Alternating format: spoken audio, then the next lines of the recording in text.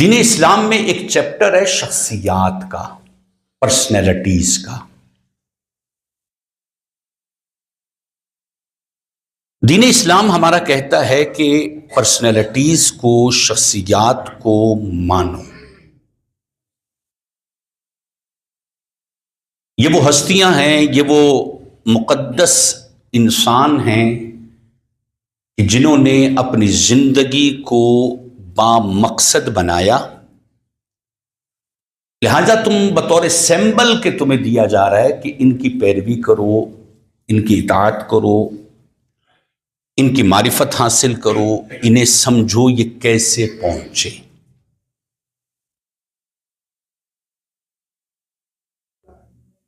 اگر فقط ایمان کا مقصود و مطلوب اللہ اور اس کا رسول ہی ہے، اور اللہ اور اس کے رسول کے علاوہ یہ شخصیات کوئی حیثیت نہ رکھتی ہوتی، تو ان کا ذکر، ان کی اطاعت و فرما برداری کا ذکر کبھی کتاب و سنت میں نہ آتا۔ گویا یوں سمجھ لیجئے، اللہ رسول کی معرفت کے لیے ان ہستیوں کو سمجھنا بے حد ضروری ہے۔ مقصد میرا اللہ اور اس کے رسول کی معرفت ہے، اللہ اور اس کے رسول کو سمجھنا ہے، اللہ اور اس کے رسول کی معرفت حاصل کرنا ہے، ان کی اطاعت اور فرما برداری کرنا ہے، اور سمبل کے طور پر پرسنالٹیز ہیں۔ چونکہ یہ آخری امت ہے، نبی علیہ الصلوۃ والسلام کے بعد کوئی نبی نہیں، اور اس امت کے بعد کوئی امت نہیں، لہٰذا اللہ تبارک و تعالی نے اپنے محبوب علیہ السلام کے صدقے ہمیں پرسنالٹیز ایسی دی ہیں کہ جن کو سمجھنے سے کبھی ہم گمراہ نہیں ہوں گے۔ ان پرسنالٹیز سے محبت ہوتی ہے، ان پرسنالٹیز کا ذکر ہوتا ہے، ان پرسنالٹیز کا وہ اطاعت کا جذبہ اور کامیابی کے اسباب تلاش کیے جاتے ہیں۔ ایک بات جو آج کے جمعۃ المبارک میں انتہائی اہم ہے، وہ یہ ہے کہ کتاب و سنت کے مطابق، اللہ کے کلام اور مصطفیٰ کے فرمان کے مطابق، کوئی بندہ مومن نہیں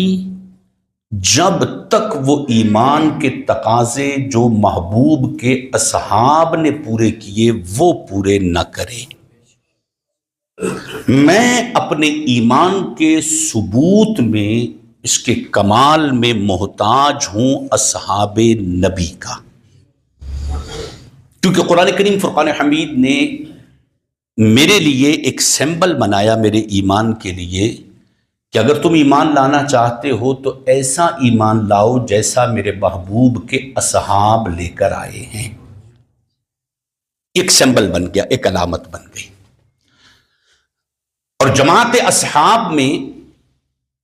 سب سے بڑی ہستی، ظاہراً بھی، باطناً بھی، شریعتاً بھی، طریقتاً بھی، حقیقتاً بھی، معرفتاً بھی، ہر اینگل سے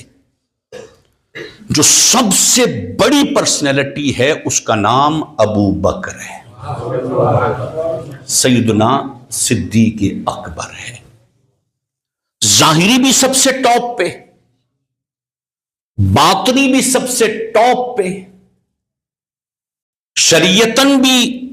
قرآن کے قوانین و اصول کے مطابق ابو بکر جیسا کوئی دوسرا روئے زمین میں نہیں ہے۔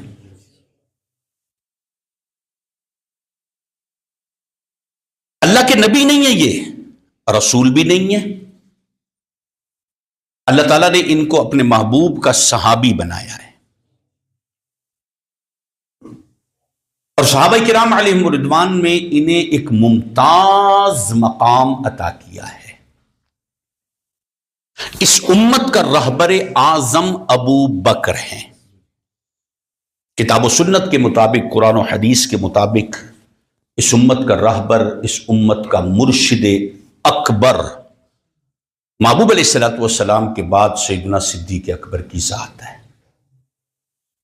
اور کمال کی ذات ہے سیدنا صدیق اکبر۔ پھر اس کے بعد حضرت فاروق اعظم عمر بن خطاب، پھر اس کے بعد حضرت عثمان ذو النورین، اور پھر اس کے بعد مولا کائنات مولا مرتضیٰ